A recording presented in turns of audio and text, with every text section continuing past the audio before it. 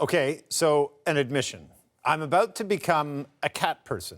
My 7-year-old daughter's been begging us for years, and in a moment of weakness, well, promises were made. So I'm joining the ranks of cat owners, pet owners, and I find myself in dire need of a crash course. Not the cleaning of the litter. I think we can figure that out on our own. What I need is a lesson in how much all of this is going to cost. Well, thankfully, Carrie K. Taylor is a financial writer with Squawk Fox, is here to help us navigate this.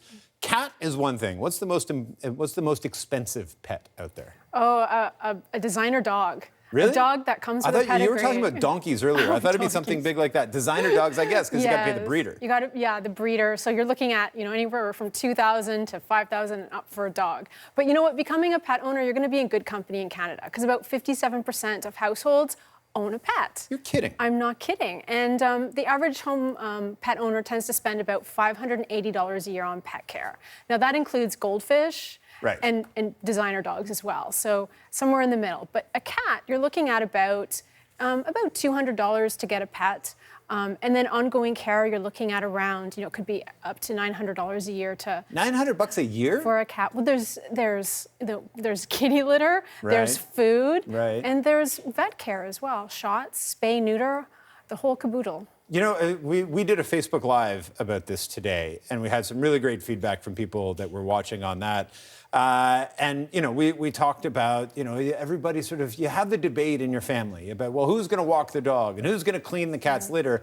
Not enough families sit down and have this conversation about, okay, well, where's this money going to come from? How are we going to pay for this, and how much is it really going to cost? Before becoming a pet owner, you really have to sit down and look at your lifestyle. Do you have the time to walk a dog? Do you have the money to pay for vet care? Are you more of a cat person because the cat can, walk around the house, so that's fine? Are you a fish person? Would you rather have a reptile? You really need to look at these situations. If you don't have the time to walk a dog, can you afford to have a dog walker? Or if you travel a lot, can you afford to have care for that pet in a kennel or in Look at how cute these things are. They're adorable. That came in from Lucia, who sent it in after the Facebook Live. Well, we love our pets, right? They're fur people. They're part of the family. Right. So we don't like to think about them costing us money because we want to, keep them around for as long as possible. But they can be very expensive. Like a dog, for instance. The upstart for a dog could be anywhere from, if you go to the SPCA, $200, right, up to $5,000. Wow. So, you really have to sit down and say, do I have the lifestyle that can afford this pet? I want to take the bee's nest and just kick it as hard as I can here. Where do you stand on the issue of getting insurance for your... Pet insurance is very expensive. It can range anywhere from $15 a month premium to, $90. And I always tell families, make sure you have insurance first. Right. Do you have life Good insurance? Point. Do you have disability care? These are all very important, nuances to protect your family first. Then we can talk pet care. So on average... But if you have all of those, are you better off taking some money and putting it into an emergency fund and letting it grow with a little bit of interest, or paying that sort of $30, $40 a month? And that's the magic question. So if you're paying about $40 a month over 10 years of owning that pet, say a dog or cat, you're looking about $4,800 worth of premiums. And that's not including compounding, right? Right. So that would go to about $5,700 if you compound it with interest. So if you stay ahead of emergencies for a pet and you put that premium in a high-interest savings account, you might not need insurance. So the challenge with insurance is it's expensive.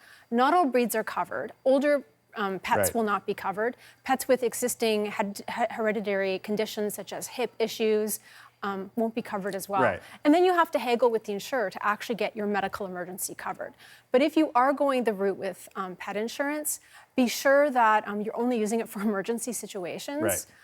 Because the premiums will go up as you make more claims. I'm going to tweet out a link to the marketplace piece about just what you should be aware of in dealing with vets, because as you pointed out in Facebook Live, it's not wildly regulated. And just sort of, some of the pratfalls that people should be aware of. How important is it? And this sort of comes back to the main piece of advice you always give when you come here, whether it's about RESPs or about RRSPs or about taxes, whatever it may be, a little bit of research whether you're looking at that vet or that breeder or that whatever it may be, can go a long way, can't it? Absolutely. The vet industry is not highly regulated in Canada. Vets are charge different prices from region to region. We've had big animal vets on the farm because I lived on a farm, and there's also small animal vets as well. Right. So before getting a pet, go into the vet, compare price lists, see what an average visit costs, see what emergency care costs, and definitely get referrals from your family and friends to see, if that vet is a good fit for you. Because the vet pricing can vary differently, and you don't want any surprises when your pet is sick. And same with medications. I mean, right. A lot of cats nowadays are getting diabetes, and the cost of insulin is very challenging for families to keep their fur people around. So one good tip I have is if your pet needs medication, is take that prescription to the pharmacy. The to the actual people pharmacy. Yeah, go to a people pharmacy. It's insulin, right?